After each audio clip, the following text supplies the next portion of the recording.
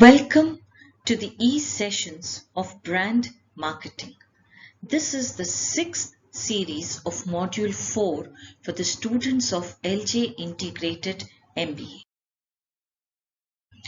One major challenge brands face is a constant change in the marketing environment. The changing consumer behavior, competitive strategies, government regulations, technological advancements. The firm's own marketing strategies also affect the brand fortunes. In this session, I, Dr. Susmita Suggala, will be discussing the topics on the brand reinforcement strategies, brand revitalization strategies, and the adjustments to different brand portfolios.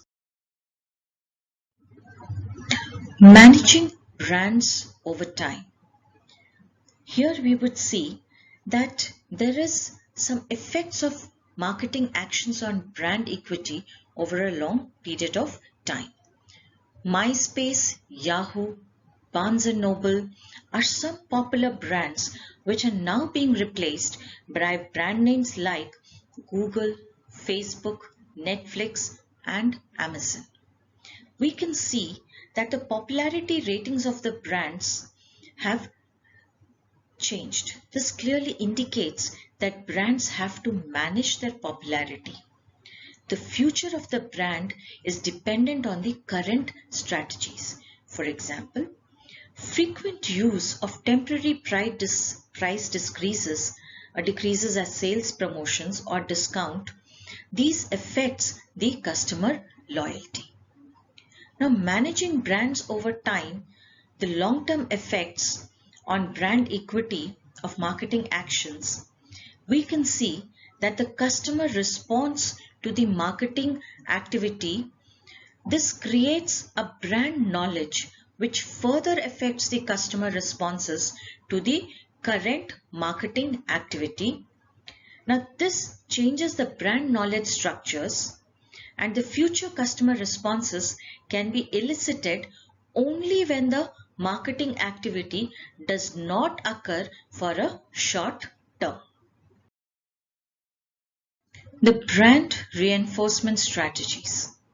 This discusses how brands can be reinforced over time, how marketers can ensure that brands have knowledge structures that support the brand equity for their brands.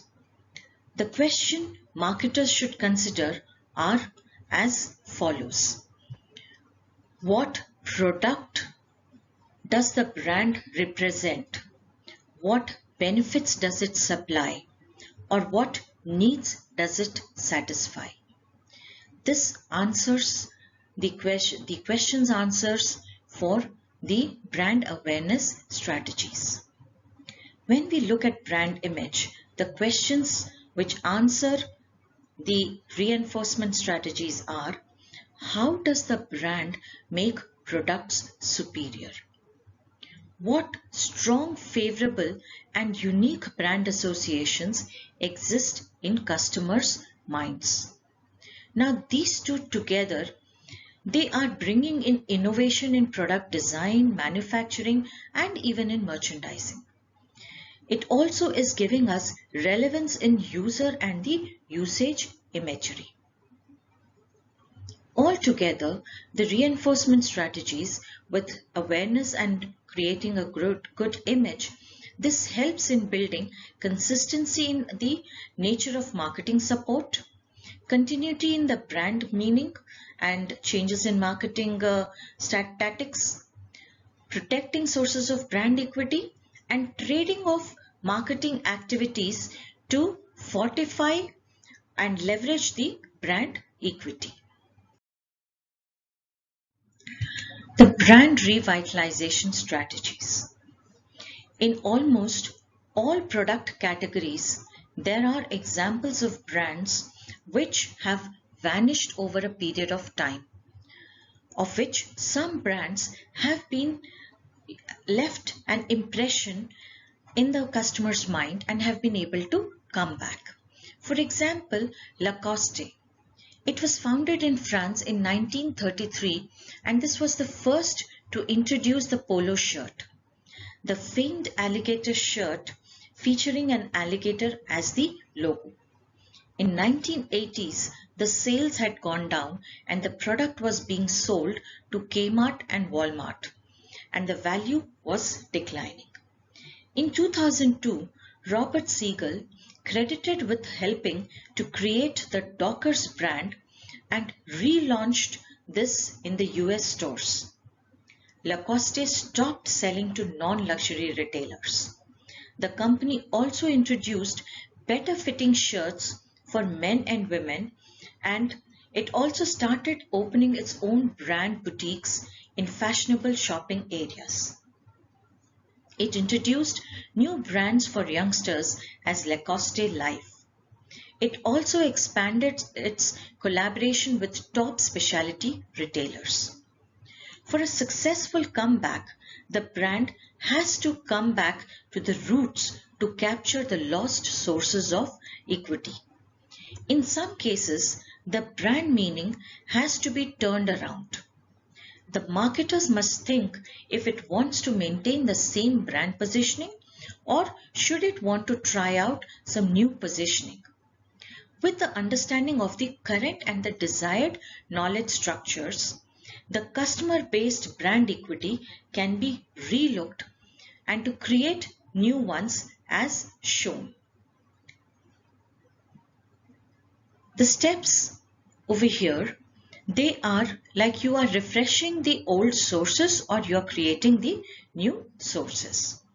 Together, you are able to increase the quality and the quantity of consumption, increase frequency of consumption.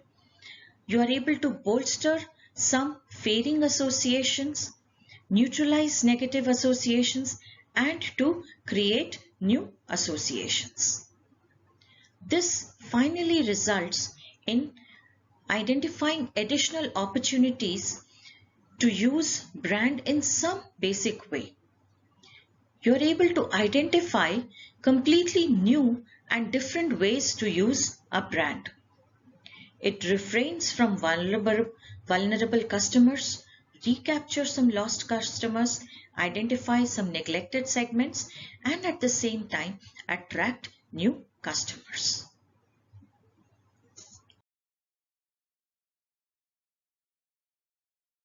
Adjustments to brand portfolios. The migration strategies. This explains how various brands in the portfolio can satisfy their needs as they change over time. This is important in the rapidly changing technologically intensive markets. Acquiring new customers. All firms, they trade off between acquiring new customers and maintaining the existing ones. Retiring or retrenching brands. Some brands are now worth saving because of the dramatic changes in the market environment. The first step here is to reduce the options or the number of product types. An orphan brand is one where marketing support is withdrawn from once a well-known brand and is allowed to decline. Obsoleting existing brands. This is not creating value for the consumer or the company. This should be divested itself from non-value creating businesses. The books which have been used for the preparation of these sessions are. Thank you.